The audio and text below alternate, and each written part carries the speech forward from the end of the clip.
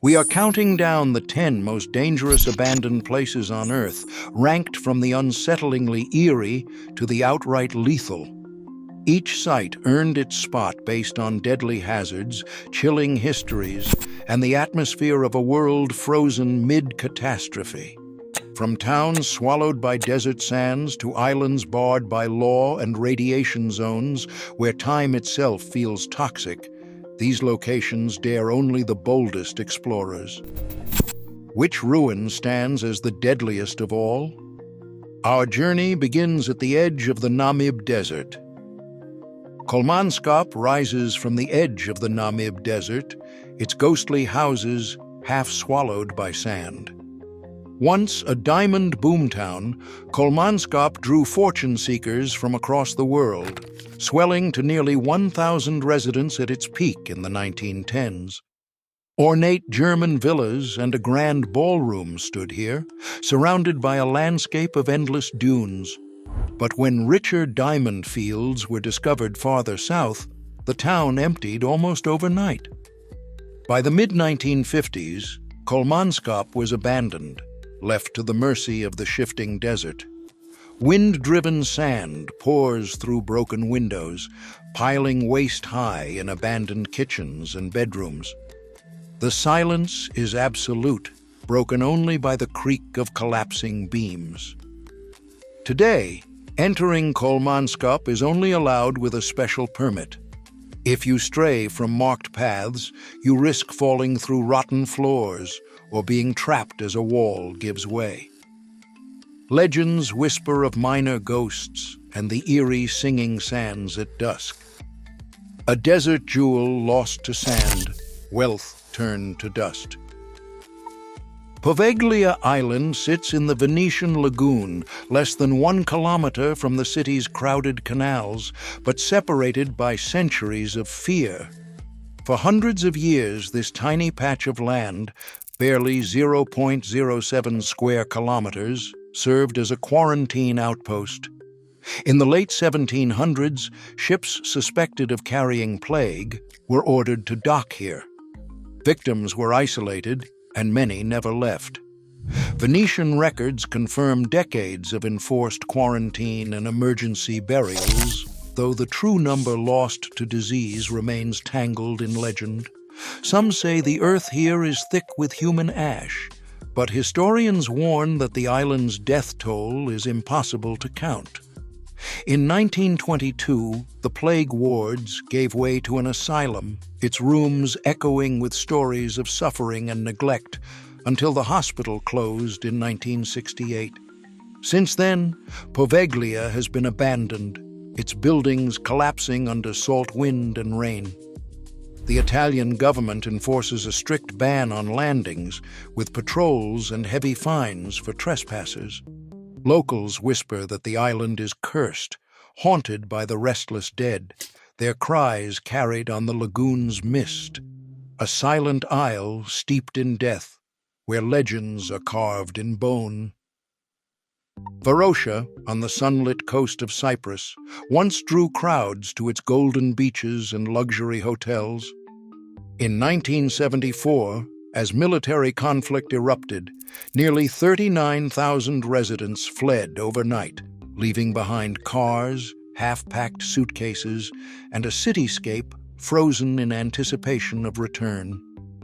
The Turkish military sealed off 7 square kilometers, fencing Varosha with barbed wire and strict patrols. For decades, the district became a forbidden zone, entry punishable by arrest under military law, and United Nations Resolution 550 declared any settlement illegal. Buildings now stand gutted by salt wind and time, their concrete corroding, balconies collapsing onto silent streets. Even today, most of Varosha remains off-limits, with only a few beachfront paths opened since 2020. Wander too far, and you risk prosecution or worse. Local stories speak of ghost hotels and a lost paradise, but the real danger is written into law, a city where the greatest threat is crossing an invisible line. A paradise cordoned by politics, its silence guarded by soldiers and statues. Rising from the waves off Nagasaki, Hashima Island, better known as Gunkanjima or Battleship Island, once packed over 5,200 people onto a patch of concrete less than 1 kilometer long. At its height in 1959, the island's coal mines powered Japan's post-war boom, but they also hid a darker story. During World War II, hundreds of Korean and Chinese laborers were forced to work here under brutal conditions, a legacy that still fuels diplomatic battles today. When the coal ran out in 1974, everyone left.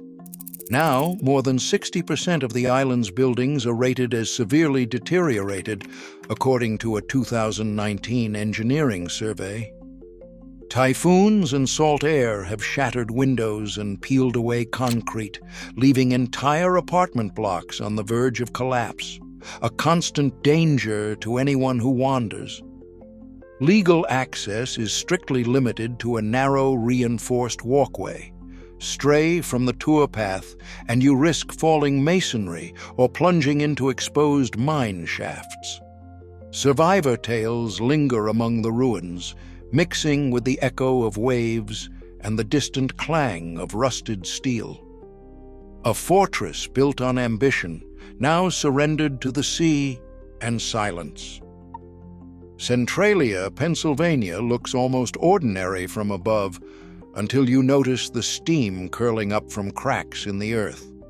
In 1962, a coal seam beneath the town caught fire, igniting a disaster that still burns more than 60 years later. Temperatures in some surface vents reach a searing 550 degrees Celsius.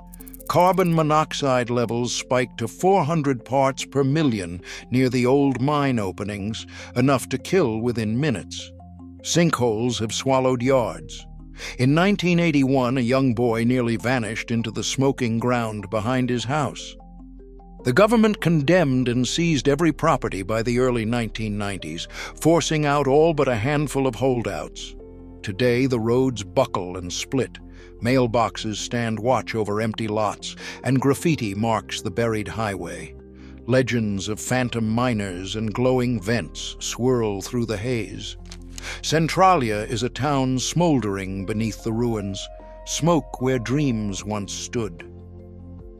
Now we travel to Gruinard Island, off the rugged coast of northwest Scotland. The small, windswept isle hides a darker legacy. During World War II, British scientists selected this uninhabited island for a secret experiment testing anthrax as a weapon. In 1942 and 1943, bombs filled with deadly spores were detonated here, killing entire flocks of sheep within days. The soil became so contaminated that the Ministry of Defense posted warning signs that a single spadeful could kill. For nearly half a century, Gruinard was off-limits, a forbidden zone under constant watch. By the late 1980s, a massive cleanup began. Hundreds of tons of soil were soaked with formaldehyde and seawater, then tested again and again for lingering spores. In 1990, the government declared the island safe, but environmental monitoring continues to this day, and researchers still approach the Earth with caution. Legends linger of a cursed island, but the true danger now lies deep below the surface, mostly neutralized but never quite forgotten. A quiet island, once weaponized, now watched in uneasy peace. Bikini Atoll, Marshall Islands. It drifts in the heart of the Pacific, a ring of coral islands forever changed by the atomic age. Between 1946 and 1958, the United States detonated 23 nuclear bombs there, turning a tropical paradise into one of the world's most contaminated places. The local Marshallese were forced to leave their ancestral home, promised a safe return that never truly came. Villages emptied, traditions were interrupted, and generations have lived with exile as part of their history.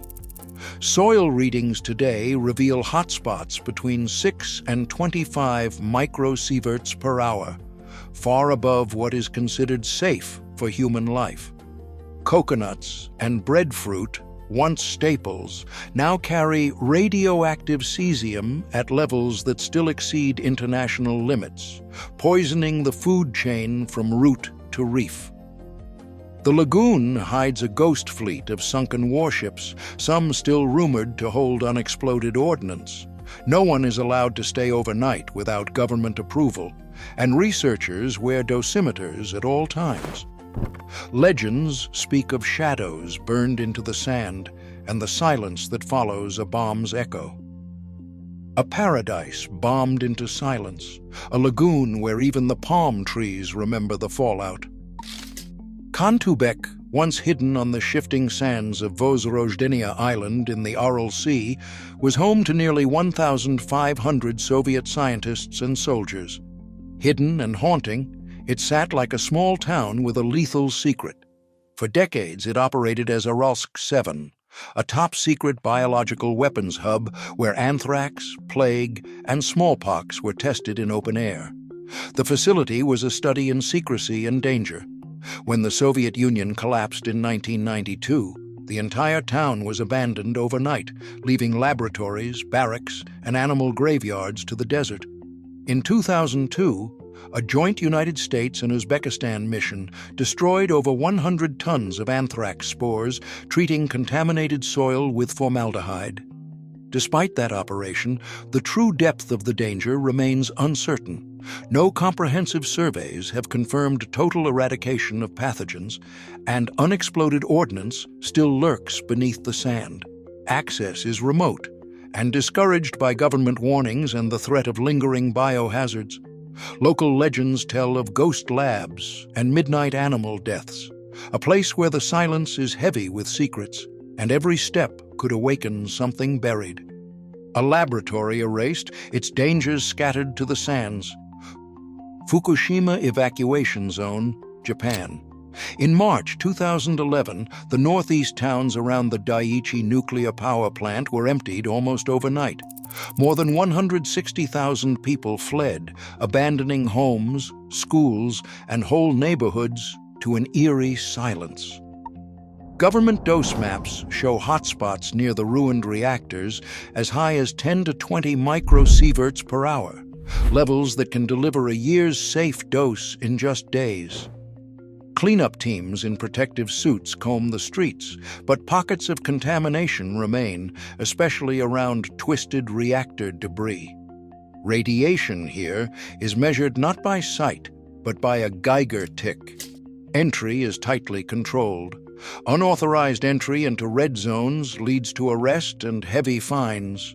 Patrols and surveillance are constant, and would-be explorers are quickly detained. The zone is strictly restricted.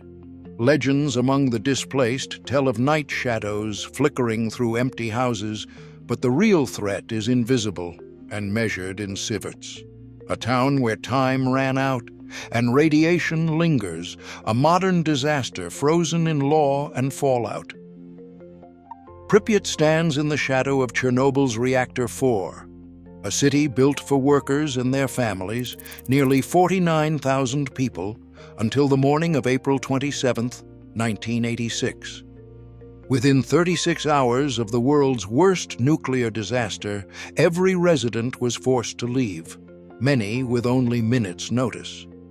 Today, the exclusion zone is a patchwork of danger. Most streets register 0.5 to 2 microsieverts per hour, but near the infamous metal claw, readings spike above 300 microsieverts per hour. The silence is broken only by the click of Geiger counters and the occasional howl of wild dogs. Entry is tightly guarded, legal only with permits and dosimeters. Illegal explorers risk arrest and invisible harm. Legends swirl of haunted hospitals and the Ferris wheel that never spun. Pripyat is a city trapped in silence, haunted by radiation and memory. Across all 10 abandoned places, one pattern stands out. The deadliest dangers are often human-made, and time turns every disaster into a warning.